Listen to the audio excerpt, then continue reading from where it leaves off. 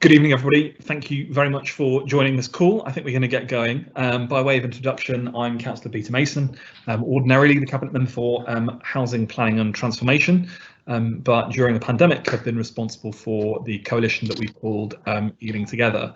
I want to thank everybody for being on this call, particularly today, where we do some further announcements in terms of the government's position on what may well be an increasingly difficult situation for the pandemic.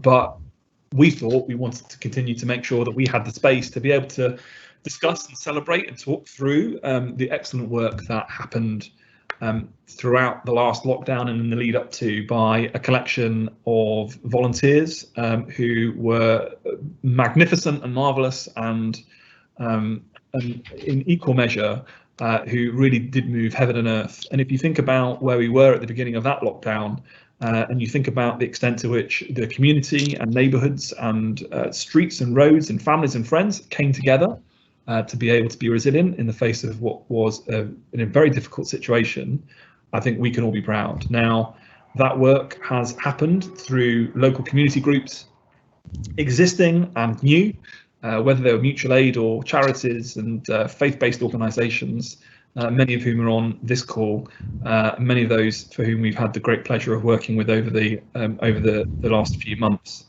As a council, Ealing took the position very early that we would want to provide a facilitative and supportive role, that we wanted to embrace the excellent work that had already been happening, but also ensure that we were opening doors and facilitating you to do more things.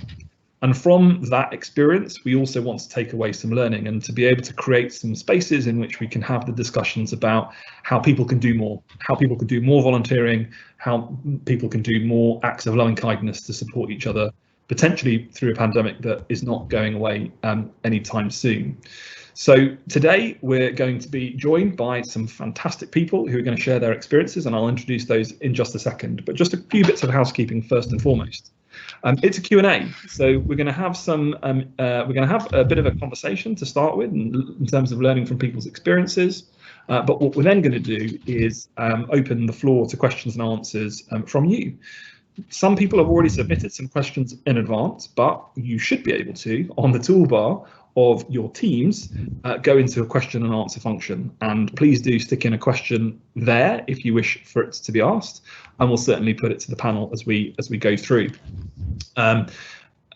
Just a few quick stats. So the Ealing Together response from the council's perspective is that we had over 1,000 people register to be a volunteer. That is a small drop in the ocean of people who've been volunteering right across the borough, not just with the council, with your organisations and with organisations maybe not on this call. And there were 72 charities involved in the Ealing Together partnership.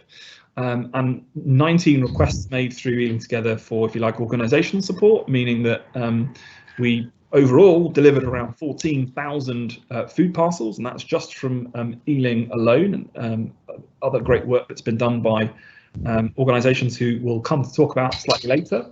But equally, the role that volunteers have been doing in terms of providing befriending support and advice. And we know of at least 200 circumstances in which we partnered volunteers with people who really did need some company.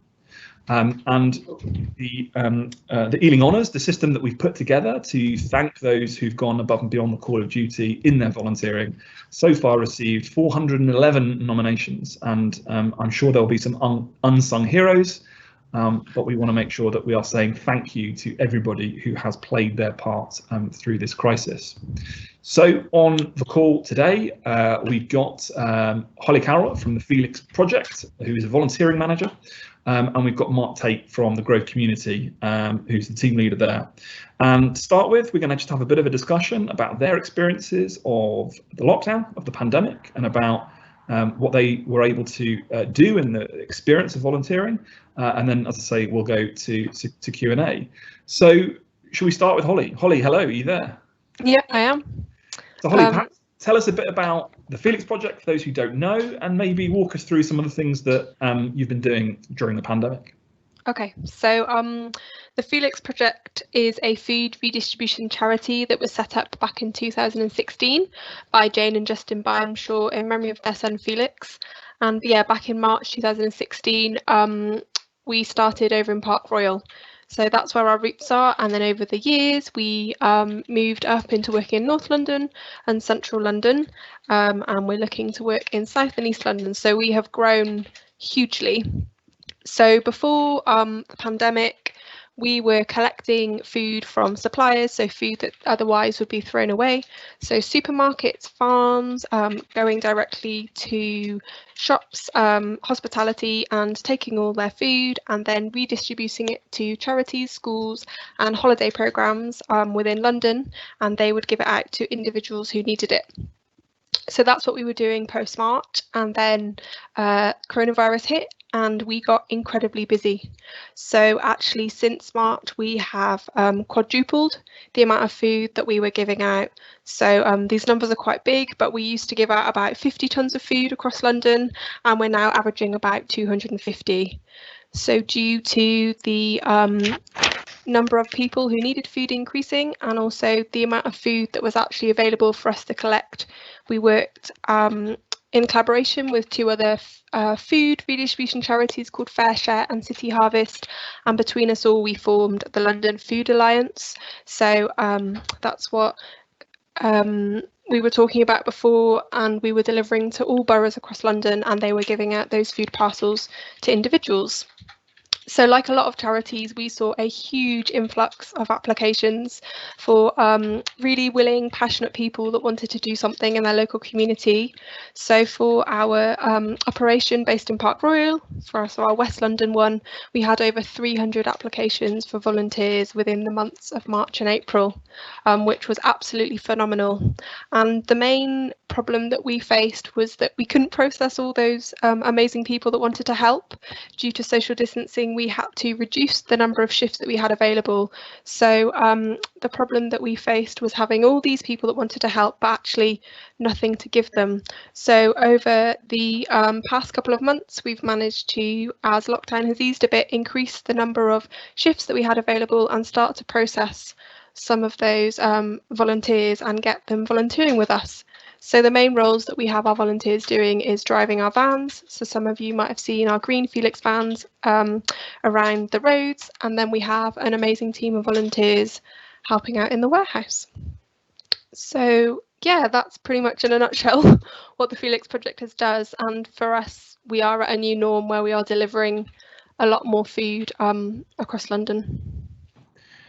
And perhaps kind of talk through kind of your experience of maybe dealing with volunteers in terms of kind of their motivations and kind of your experience personally, maybe of some of the interactions that you've had with volunteers in terms of them, you know, them wanting to kind of give their time. So yeah, we were the type of people that were signing up to volunteer were maybe maybe a demographic that we don't usually see in West London. So a lot of our volunteering happens during the week, and so the majority of volunteers that we have are people who are maybe retired or not currently working or working part-time. And actually the people that were signing up were maybe people that had unfortunately been furloughed, or people that had just found themselves actually maybe for the first time wanting to do something for their local community. So the volunteers that I were interacting with, for some of them it was the first time that they'd done volunteering. So there was lots of questions around do I need any specific skills, any specific qualifications?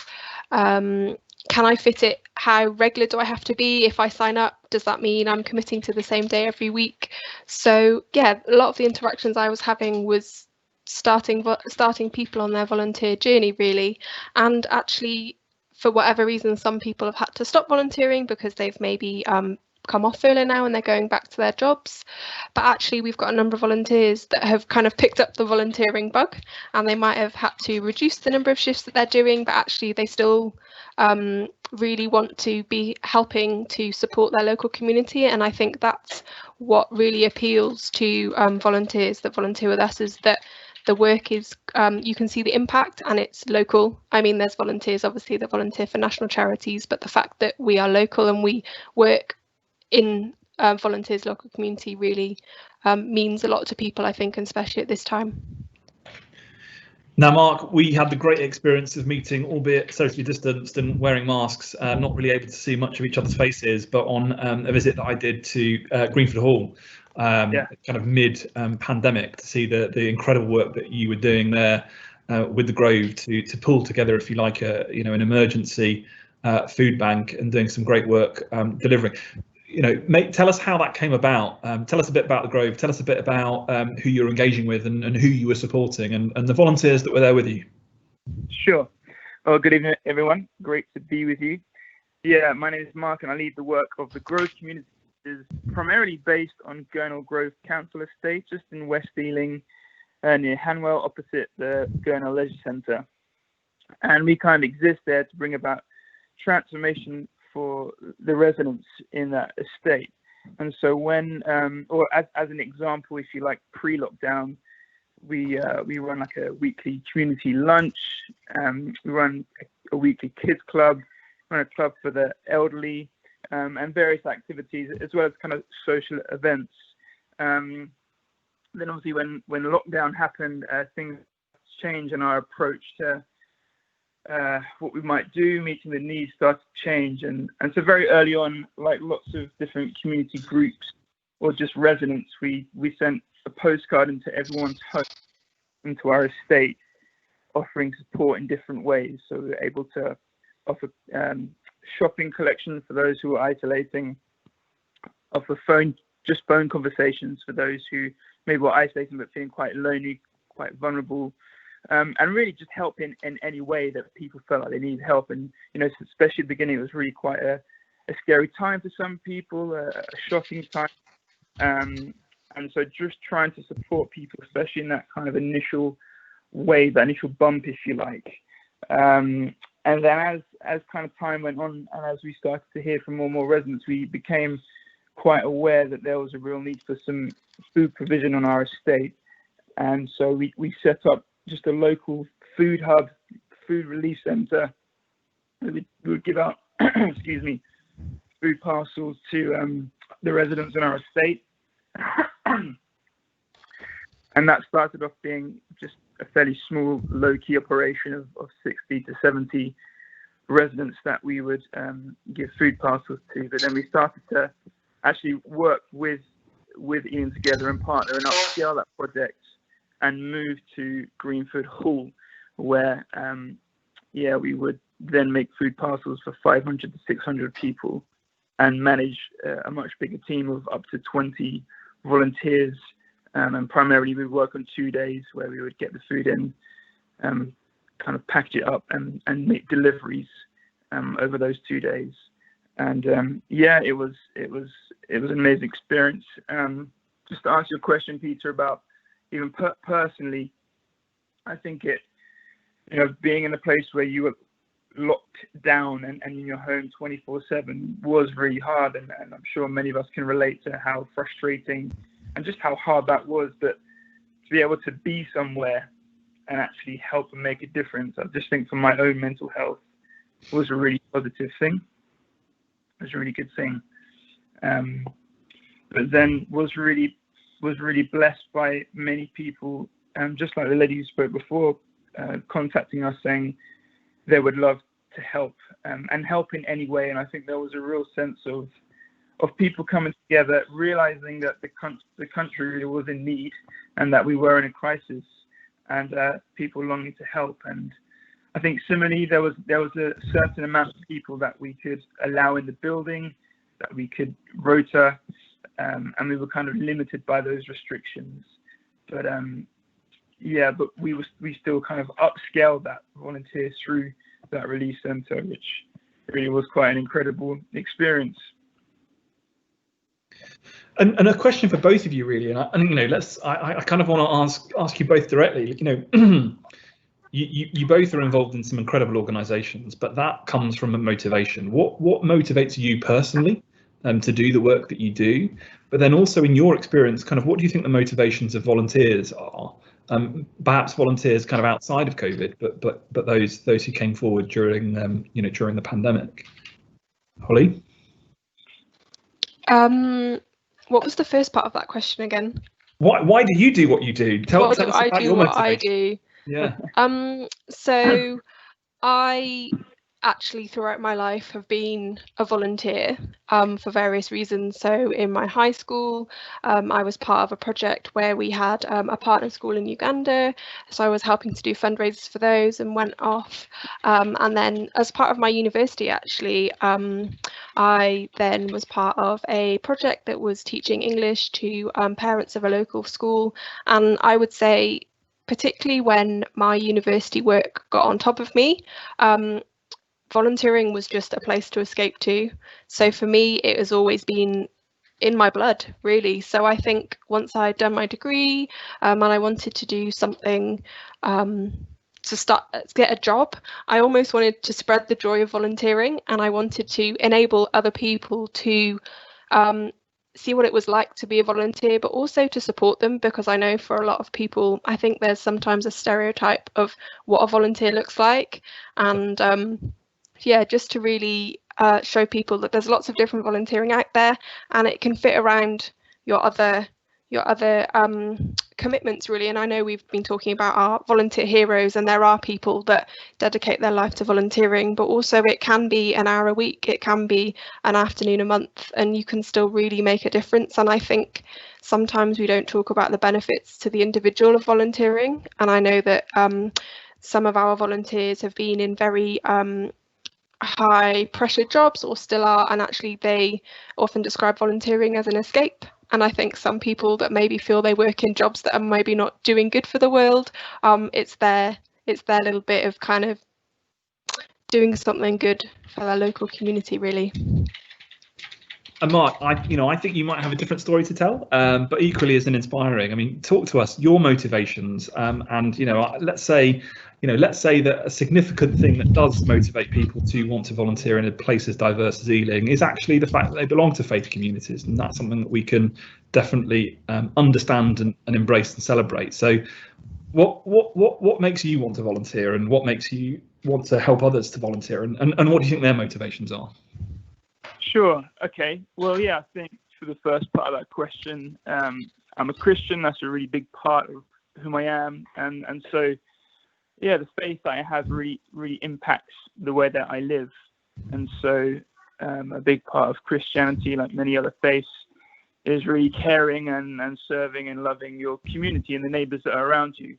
And so I think for a big part of my life, I've been on that journey of exploring what I guess serving and blessing people is like, and just personally have just seen, I guess, had the opportunity, been able to bless people and see people change and influence their lives, and that brings a real sense of joy, satisfaction, and meaning. I think there's real meaning in actually serving others that you don't get elsewhere.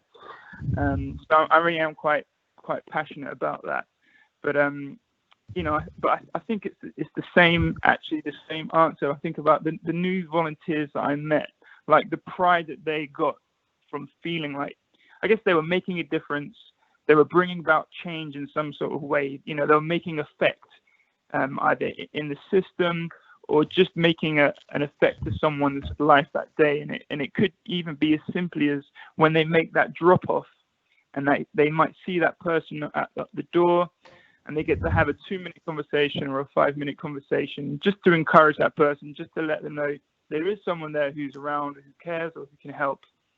I think that really does go a long way in life.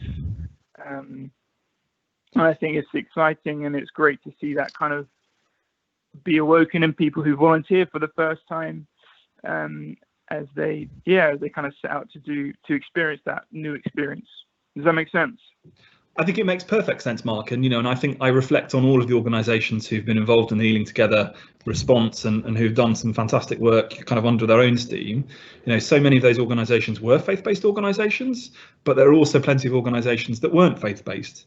And you only have to look to, say, for example, Southall, and to see some of the principles that sit at the heart of the faiths that are, represent the diversity of our borough, whether that's Gurrising Sabha, the largest Gurdwara outside of India, and the core tenets of seva and service being such a fundamental part of the Sikh faith, and the work that they were doing to provide hot meals to their congregation, but also the wider community. I'm Jewish. I'm motivated by the idea of tzedek, of justice, and chesed, acts of loving kindness. But what motivates us, may be different motivations, and actually, I think certainly the story. I wonder if you would agree that it doesn't really matter kind of what organisation you're a part of. It doesn't matter what your motivation is, but the mere fact that you're volunteering and that you are contributing to those around you, for whatever motivation, is both fulfilling, but it also means that we're providing that degree of community and support for others. It's that principle of we have come together in a way that is so unlikely for a place like London, where we get on the tube at the beginning of the day and head off to our office jobs. Actually, we've been so embedded in our community with each other, and I think that's been incredibly powerful. So, I've lost my notes. We've got some questions from the public, but I've also got a few bits and bobs that I might want to kind of explore as well. So maybe I'm going to go straight away to Wendy from Northolt, who asks a question. Are there any voluntary groups doing technology projects to help use phones to their best, and perhaps picking up some of the barriers that lockdown has meant for volunteers?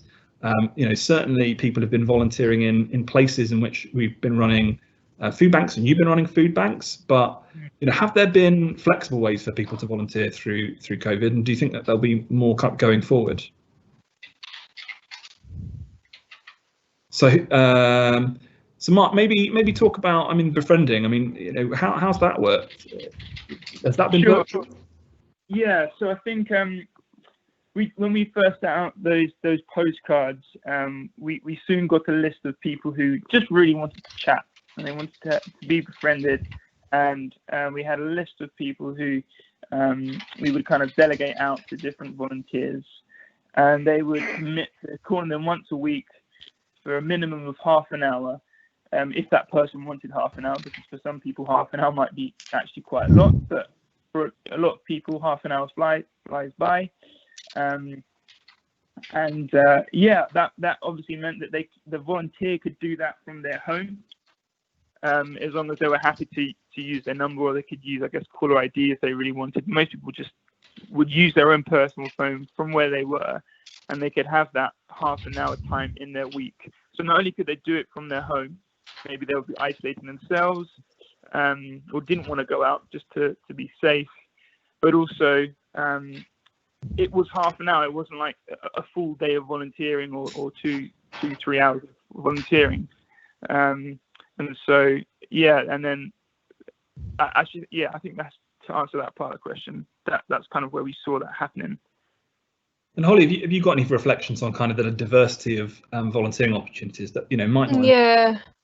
So most of our volunteering opportunities are actually face-to-face, so helping in the warehouse or driving, but we saw a number of our existing regular volunteers having to, due to isolation or shielding, not be able to come in, and we were aware that they were quite lonely, and we obviously want to keep in touch with our volunteers, but due to staff constraints we didn't have the resource, so we decided to actually get some of our experienced volunteers who were capable on the phone to start calling some of our other volunteers who were isolated. So it gave the volunteers who were sitting at home really wanting to help but unable to come out something to do, and also it enabled the volunteers that we wanted to reach to check in to receive that call from someone at the Felix project. And then we tried to a lot of volunteers come to us for social reasons, so we tried to kind of partner up the callers and the receivers of people that knew each other. So that's how we use kind of digital volunteering or volunteering from people's homes to benefit everyone. No, fantastic. And for those people who are perhaps interested in offering mental health support to volunteers themselves, volunteers who perhaps might be on the front line doing some incredibly difficult things, whether that's giving up their time and energy to be able to do kind of that physical work of being in a place or doing that befriending activity, whether that's virtual. And that's Sue from Ealing who asked that question. Actually, I mean, what do you think the emotional support needs have been for kind of volunteers in the last few months? Holly? Yeah.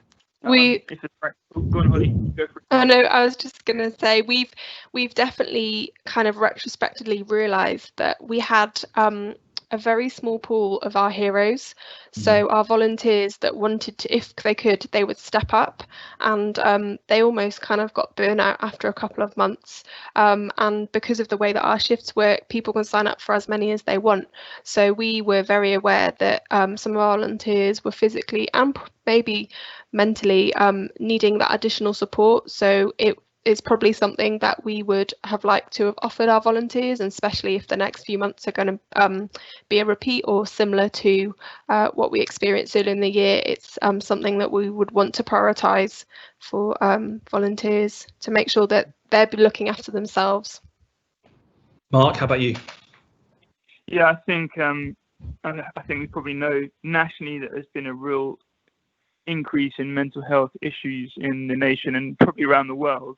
And I would also say that in terms of locally, Gurnell Grove really struggles with health issues as a whole, but definitely seen an increase in mental health since COVID. And I think we're very, very, like, as a charity, we're very aware of that and very aware of the need to create spaces where people can see people, where it's appropriate for that kind of almost like one-to-one contact. Because I think when people, especially when people are isolated, we've not kind of designed or we're made to be on our own. It's not good for us. And I think I can definitely say for myself that it's been the hardest, like, mentally time for me during this time. There's just been times when I've been very down and very frustrated. And I would say I have a fairly good support structure in my life, and there are many those around us and that I'm aware of on this estate who don't have a very good support structure, and it's become increasingly harder for them. So I think, the issue of mental health, it has definitely increased and is set to, I imagine, increase and be kind of further effects over the next however many months and years. And Mark, I think that's a really important point, and I think we all should be very mindful of our own mental health. And I'm certainly not afraid to admit that on the day that the social bubble was announced, I went through, having been in isolation and lockdown on my own for a significant period of time, came quite close to not being in a good place. And it took me to pause and to clear things from diaries and to make sure that I was giving myself enough space to think. I wasn't on the front lines, sitting in calls and having difficult conversations about the impact of COVID in the borough and doing the things that I was doing at the time. But whether that's volunteering or that's allowing stress to kind of eat away at you, I think recognizing that people are in lots of different difficult circumstances, and appreciating that actually volunteering might put you in touch with other people, but it doesn't make you invulnerable to needing to look after your mental health. So I think that certainly was a lesson for me. And I think it's great that we can talk about it actually and share that amongst each other and say, actually, it's okay not to be okay. But it's really important that we say that to other people and that we're there and we're there to support each other. Do you want to come back on that? I was just very briefly just say, I realized for myself that we all, I guess, have our own threshold and we'll respond to a crisis in a different way. But at some point, we will all probably get to that low. And I think, just like I said, it's okay to not be okay, and to realize that people are going to be getting to that point at different points in their own little journey towards that. Does that make sense? Totally. And I think probably each and every one of us, you must be an incredibly resilient person not to have been in a low place over the last few months, and that's understandable. And the more that we talk about that, I think the better. Dorota asked the question, talking of face to face. What if people's English isn't great enough? Are there still roles for volunteers to play, perhaps if English isn't their first language? And I think I know the answer to this question in a diverse borough like Ealing, but who'd like to go first on that one? Yeah, Yeah, I Holly? would say we definitely have roles available. Volunteering is open to lots of different people, and it might not be that you volunteer to answer our main line or responding to emails, but if you know the difference between a carrot and a sausage and a loaf of bread, then actually sometimes in our warehouse it's a really good place to improve your English, because you're in addition to talking to people, you start to pick up on things, and actually we find that even if you don't know someone, food is an amazing starting point. So if you can ask the question, what do you normally eat at home, or the country that you come from, what would you serve up? It's a really great conversation starter. So yeah, if your English is not great, don't let it put you off. And Mark, the place that the place that you operate out of normally is an incredibly diverse part of the borough, and equally the people that you've been supporting throughout COVID from the Greenford base of an incredibly diverse part of the borough. How have you experienced that in terms of maybe language barriers and deploying volunteers to help perhaps solve some of those issues? Yeah, I think I guess similar to Holly, there's different things that anyone can do, and you don't need to be able to have great English to do, i.e. picking up a delivery bag and dropping it to someone's house. That's a physical kind of need. And yeah, I'm just thinking about even pre-lockdown as an example of something where this worked really well is when we've done food events and we've asked people to cook food. We just said, just cook your favorite meal and bring it along, and we'll do like a bring and share meal. And as long as whoever's kind of we're speaking to can understand that they want to cook and share it, then that's as much, I guess, English and understanding that's needed. And we've had some like fantastic evenings where we've done these bring and share meals where we've got all different types of food from the community being cooked, from different food from all over the different world, and we do these big like food evenings. And I don't do any of the cooking because I'm not a great cook, and that is just volunteers from the estate who live here. And I mean, it ends up being lots of different curries actually, which has been great. Not good for the waistline, but great for tasting, right? yeah, indeed. But I just think it's the same as Holly. There's always different things. I would never let that barrier stop you from approaching us. And yeah, there's always different ways people can help. And so, again, another question from Dorota from Ealing, but also Linda as well from Greenford, which is, what if people do have limited time in terms of their ability to volunteer? Maybe they've only got the weekends, but equally for those perhaps who have a disability, for whom mobility issues are a challenge for them. I mean, is there a volunteer role for everybody? Who'd like to go first? Sure, I'll go. Yeah. Yeah, I think if people are willing and want to make a difference, I'm going to find it hard to say no. And I think when we did our relief centre and the food parcels, we didn't have someone who's disabled. We had someone who was highly epileptic, and so they would have seizures, like multiple seizures throughout the day. And so we had to work with that volunteer, work out how much they could kind of manage for their own kind of energy and time, and then work out what we do when they have a seizure. And so I've learned what to do when this volunteer would have a seizure and kind of help them through that process. But they were still able to come back week in and week out and help out in a way that they were able to help, but was also benefiting the project. So yeah, I think we always, it's always yes.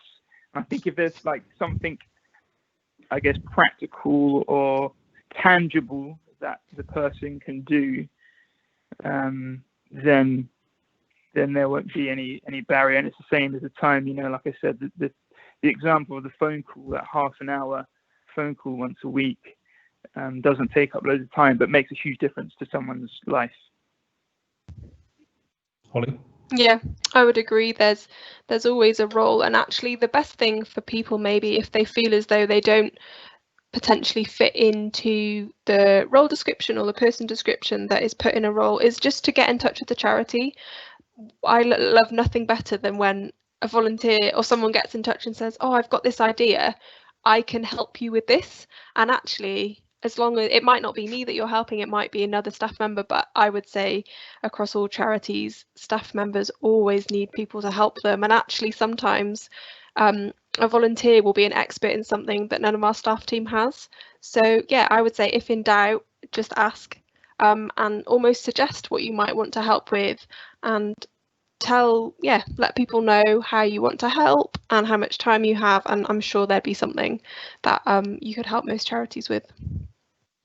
Yeah, excuse me, and I think we've already got an offer on the chat from Susu Kumaran, who's effectively offering a forum in which people can perhaps talk about the issues of volunteering and some of the themes that we've discussed. So please do head over to the Q&A, see that offer, but equally do keep on submitting your questions. Let's talk about the practicalities a bit of volunteering. So, where can somebody go to understand what volunteering opportunities are available? And that might be directly with your organisations, or that might be elsewhere. But want to just kind of probe a little bit about some of the kind of, if you like, the frequently asked questions about volunteering and about how it works and how people can do it, but also some of the things that they perhaps might be holding them back. So, you've got time on your hands, you've got a commitment to your community and to your neighbourhood. Where do you go to know that there are opportunities to volunteer? So it's a shame that Samantha's not here, but there's the most councils have a volunteering centre. So there's a website called Do It. There's also a website, the Team London website, and they will often, you can go on and you can put in the type of things that you might be interested in, how much time, and maybe your location, and that will be where organisations like us would be posting our opportunities. So that's a really good place to look to start off with. And then you can go to, if you know the charity that you'd like to go to, most of them will have a volunteer specific page or a contact number or email address. So if you're not sure, you don't have to fill out an application form straight away. You can give someone a call or drop someone an email and ask a little bit more about what type of things they're looking for, what you might be doing. They might be able to send you a few other bits of information. They might even invite you in to say, come and have a look what we do, and then you get a feel of it, and then from there you might decide that you want to volunteer, really. And then most charities would have some potential sort of maybe application process. This is nothing to be worried about. It's often just getting a few details from you, maybe getting an emergency contact number, and then from there you'd probably have a short induction and then cover any training. But charities they'll have certain things that they need you to do before you can volunteer with them, but as a charity we really want to make it as easy as possible for people to start volunteering with us. Definitely. Mark, reflections on where people go to find out for opportunities? Yeah, similar. I mean, if specifically people wanted to contact us, they would go through our website. I would say that it's always worth volunteering in things that you love doing, that you're passionate about, because you're then going to want to do it. I've just been reminded of a Good Gym in Ealing. They're a charity, or they're a group that run, and they run as a group to a place that they're going to volunteer. So they've come to our estate a couple of times and they've done some gardening projects with us, and they run as a group. So if you're like a really keen runner, it's a great way to volunteer, because you actually run, do some good work, and then run home. And so finding something that you're kind of passionate about is always a good start. And if you're aware of charities, contact them like Holly said, or use the online databases to see what's out there, and they'll have their own filters, I guess, which will help you. And I'd say, definitely a plug for Ealing and Hounslow CVS, which have a volunteering portal. Also ealingtogether.org, the council's, if you like, coalition, and we've got a volunteer sign-up portal there. But also dosomethinggood.org.uk, and actually, volunteering comes with degrees of opportunity, but also responsibility. A volunteer is as much somebody working in, Holly, one of your distribution centres and collecting food parcels. A volunteer, Mark, is somebody who perhaps might be on the other end of a befriending call, but equally, a volunteer is a school's trustee. It's somebody who puts themselves forward to help run a community project, perhaps take responsibility, for becoming a trustee of a charity or an organisation, and actually, there are plenty of opportunities, even with some more formal roles, with a bit of responsibility, and particularly for people who've got maybe skills and experiences that come to the table. So definitely worth a look. And I'm looking at that website now and can see, calls for school street stewards to help us, manage traffic around some of the schools that we're helping people socially distance and encouraging people to walk and cycle to school. An independent trustee for the Victoria Hall Trust, and the Acton Arts Project that have recently gotten their planning permission for the great new cinema that hopefully will go into Acton sometime soon, and hopefully we'll get to use it sometime soon. Let's talk about the experience of the volunteers. So can you, for example, well, let's roll two questions into one. Can you perhaps be a volunteer, but perhaps also be looking for work, and what's the impact there in terms of things like your recourse to benefits that if you've got a sense, and equally, will you be out of pocket if you volunteer? So the Felix project, most charities will provide volunteer expenses, so reasonable volunteer expenses. It's normally kind of limited to the days and times that you're volunteering, and there's often a cap.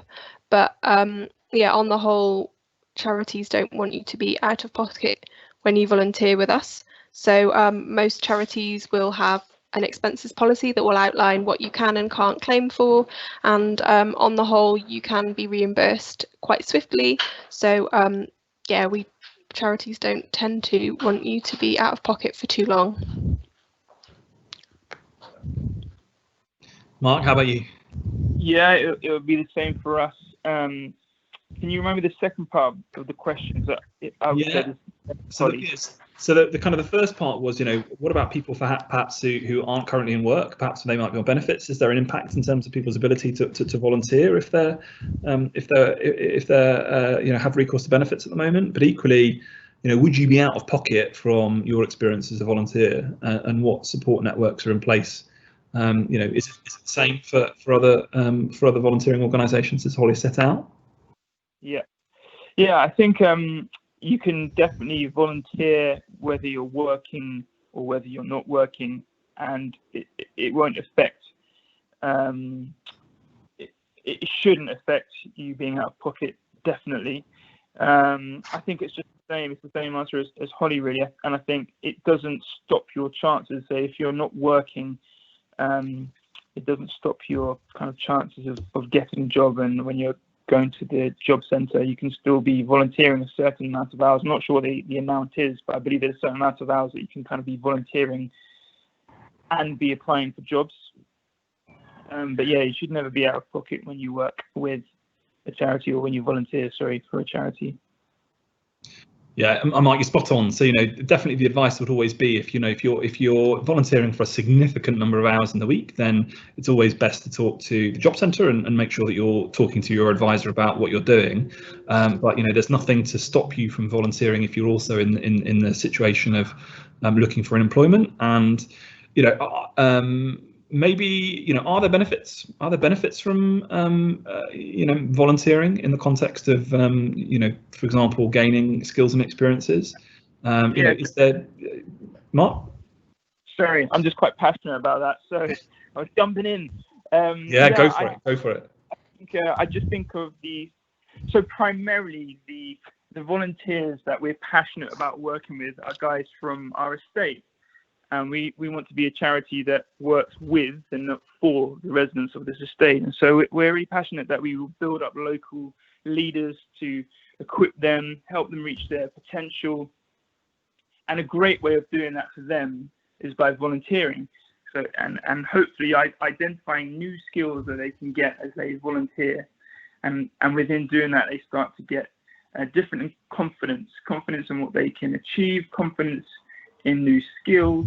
And so when they go to apply to a new job, they've got a certain new level of confidence and hopefully another skill that they can add, to their CV. And I'm just thinking an example of a lady who's been volunteering for us for a couple of years, who has been volunteering at our kids club, and all the different skills that she's had to learn to do that, and do that just once a week for the last 2 years has had quite a big impact on her, not only on her skill set, but I would say on her confidence level as well. So I think there can be real benefits for gaining experience and confidence and help for the job world, for sure.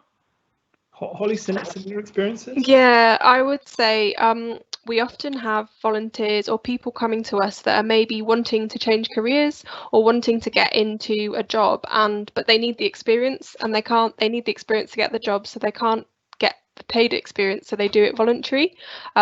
And so that's one area where you can get something on your CV about it's voluntary, but get those I've done 2 years working in accounting or in project management. But also, what was I? Completely split my mind. Also, for some people, if they haven't been in work, actually volunteering, as Mark was saying, is a really good way to get up your confidence and to prove that you can simply maybe turn up on time, and all those things that might be simple for some people but maybe a challenge for the others. I know for us, if you volunteer for 3 months, we can provide like a letter of reference. So it's definitely a way for people that maybe are trying to get into work or get back into work, to boost their confidence, but also get a reference, really. And I think, one of the things that we're really keen about talking, well, we're going to be talking about more as we kind of get into perhaps the economic kind of consequence of lockdown and the pandemic. We've already started to see some stories of the impact that this might have on employment. And, we already know that we've got such kind of challenging situations in the borough. The ward that I represent in Southall Green, the average incomes are, just under £20,000 a year for the average worker. But yet you go to the kind of the eastern end of the borough in a place like Chiswick, and the average income will be kind of double that. And if you lay on top potentially some difficult situations that people might find themselves in terms of employment, that's the issue of ensuring that we've got people earning decent living incomes is really quite important. And there will be people who, of course, have time to volunteer and in a financially secure situation to do that. But volunteering not to be a barrier to people kind of getting that skill and getting that experience that might kind of help them get ahead. But on that notion, I kind of want to roll in a bit of a challenge, and it comes from Jim Wong, who's kind of asked the question, well, what can organisations do, whether it's Ealing CBS or even Ealing Together, to kind of stop the notion of kind of companies or organisations maybe exploiting volunteering as a means to kind of get either kind of cheap or free labour? I mean, is that, in your experience, an issue that we need to have some more focus on? Maybe just reflect on that challenge. Who'd like to go first? I know it's a curveball, but it's an interesting one, isn't it? Yeah, I think for me, the charity organisations that I'm kind of connected in with are excellent organisations, and my experience of them is that they don't try to exploit people, but they try to really build them up and bring about that, I guess, transformation. And so I guess I don't have experience of the negative side of charities. I'm sure that in this world there are, people do get hurt and they do get exploited. Of course that does happen, but I guess I don't have lots of experience of that with the network that I've been involved in and the different charities that I kind of volunteered in myself. I just think that just hasn't been my experience. But like I said, I'm sure that doesn't mean it isn't there. That would be naive. But I think, I guess what I'm saying is I don't feel very qualified to really to answer that to the best of that question, really. And Holly, any reflections on that? But perhaps, also leaning back to the kind of the earlier conversation we had about maybe just people's motivations for volunteering and how that interplays into, people themselves making decisions about who they help and how they help.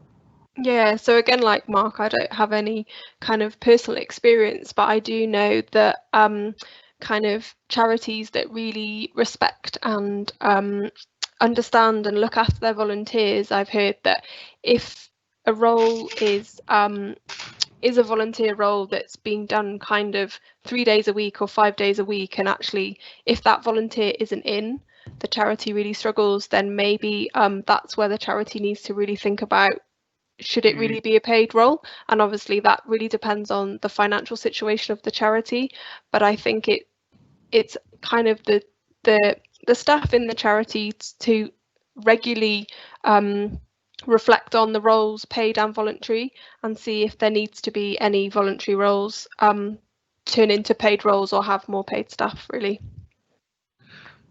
Brilliant. And I'm going to ask kind of one of those questions that always gets asked, and perhaps we need to kind of break down some acronyms on this one, but also like really be clear as to what it is, what it's for, and how it gets used. But Hamida from London asks, how do I get a DBS check in order to volunteer? Who's going to go? Holly, do you want to take us through what a DBS is, why you need it, and how it works? So actually, you don't need a DBS to volunteer with us, but if you volunteer with vulnerable people or children, then it's just a check done to make sure that you don't have any criminal convictions, and if you do, that the charity is aware of them. But the main kind of myth about it is that as an individual you can apply for it, and that's not how it works. So if you are volunteering with a charity and your role requires you to have a DBS, then it is through the charity, I think, that they will put you through a DBS check. So it's not something, I don't think charities would ever say you can only apply for this if you have a DBS. It would be if you do this role, we will require you to carry out a DBS check, but that wouldn't happen until you started or were successful in the role. And that would be very much through the charity or the organisation itself, wouldn't it? Yeah. In terms of taking responsibility for doing that. So, yeah. You know, very clearly, you do not need a DBS to apply to volunteer or to put yourself forward for volunteering. No. Mark, does that work the same for the Grove, and is that your experience? And have you experienced people who perhaps have felt have felt like that it was a barrier to being involved more if they didn't kind of have that piece of paper? Yeah, I think there tends to be confusion maybe about DBS. What is it? And yeah, like, how do I get it? And just as Holly said, for us it's the same. The individual doesn't do it. Us as the charity would do it. It would go through us. And so yeah, I would say there's definitely confusion. But once there's been a communication after through what it is, I think most people have finally understand. It's communication is key, right? And so just understanding what it is and what it enables is always fine once that's happened. And I would also just add that obviously it's very charity dependent and role dependent, but if you do have a criminal conviction, it doesn't prevent you from volunteering. It might just limit the roles that you can apply to or the charities you can apply to. So again, it's always best to talk to obviously someone that you feel comfortable within the charity, and they can advise you as to whether you can volunteer with them, or they might be able to signpost you to other opportunities that are more suitable for you. And thank you for that clarification. I think that's incredibly helpful. We're drawing to a close. We've got a few minutes remaining, but I thought I wanted to just ask kind of one final question, which is a question, which is, we perhaps today are going to see a shift in tone in terms of us moving out of the first lockdown and potentially heading into maybe a second spike. Certainly, what some of the discussion in the press is today. What do you think what do you hope for in terms of volunteering in the borough, but also in London, maybe broader, in the coming weeks and months? And what do you think is the most constructive way that people can perhaps get involved or think about what they might like to be doing in the coming weeks and months? Mark? Sure. Well, I would hope that through these last 6 months that there would be a real kind of, for want of a better word, awakening with people that community and relationships are really important. And so if we are to go into another lockdown or another type of lockdown, that people would would be aware of the need to help and to support and to volunteer. And I'm quite a big believer in trying to help out if you can, like locally where you are. And I think there's always different types of needs that are around you. And I think even by starting off by being a good neighbor to those that are around you, and it won't be too long till you find someone who's fairly local to you on your street or in your block or whatever, who just needs some sort of help. And I think that can always be a good starting place, is who around you do you think needs help and how can you help them? And of course, there'll be other ways to get involved in more formal, structured charity ways. But I would say don't ignore the help that you can help with those who are really, really close to you, because that really can be effective. And if we were all, I guess, helping to look after our neighbours, that would really make a big difference and go a long way. Holly, what are your hopes for the coming weeks and months? Yeah, very similar to Mark's, but also that if you do decide to do some more formal volunteering, a little bit what we were talking about, reflecting on what would you like to do. Not everyone has to be out in a van or pounding the streets 5 days a week. What do you think you could do to help others, and how much time do you think you can commit? Because at the end of the day, you need to be looking after yourself and your neighbours. So if you think, actually, yeah, I'd really like to help deliver food parcels, and I'm just going to do it 1 day a week, then that's great. But I would say look after yourself first, and then, yeah, if you can, in whatever capacity, help others. And Holly, Mark, and on that note, thank you for the work that you continue to do, the great work that you're coordinating and leading from the front. The more and more I've met with and spoken with and seen some of the fantastic work that's been happening both in Ealing and beyond, and certainly in the last few months, the more awe-inspired I am about the capacity and the ability and the commitment of voluntary community charity organisations, whether they're existing or ones that have formed in the consequence of COVID. But just to see the fantastic work, we could have taken a decision from the outset to kind of be the big bad council telling people how to do things, but I think we wanted to make sure that we were there supporting you and making sure that people knew what the great work that you and others have been doing. And seeing that response and the way in which communities, neighbours, friends, families have come together to get people through some very difficult circumstances has really been quite moving. And Holly, your call, as Mark has said on this call as well, to make sure that you're looking after yourself as well in that process is vitally important. It's okay to not be okay. Talk to people, share that load. Because we need to get through this together, and there are ways and means of doing that if people do reach out for help, and whether that's being receipt of help or whether that's helping others, that's vitally important. I want to thank everybody for being on this call. This is a topic that isn't going to go away, and we're going to keep on talking about it and finding new ways of getting people involved and engaged. You can do that, as I say, by going to the Ealing and Hounslow Community Voluntary Service, Ealing Hounslow CVS, and find opportunities to volunteer. Likewise, you can do that by going onto ealingtogether.org, and you can also, if you want to get maybe something a bit more, you can go to dosomethinggood.org.uk, which is also another platform.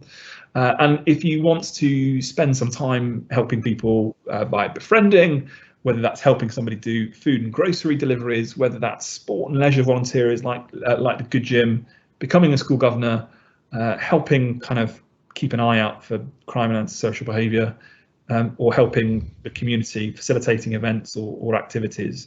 There's a myriad of opportunities to do that, and I hope today we've helped break down some of those barriers and some of those understandings that perhaps prevent people from doing that. So thank you everybody for your questions. Thank you for sparing your hour with us. Holly and Mark, I'm sure we will continue the conversation in lots of interesting ways over the coming weeks. But good evening, everybody. Thank you for being here, and we'll see you soon. Take care of yourself. Thanks, Peter. Bye. Bye.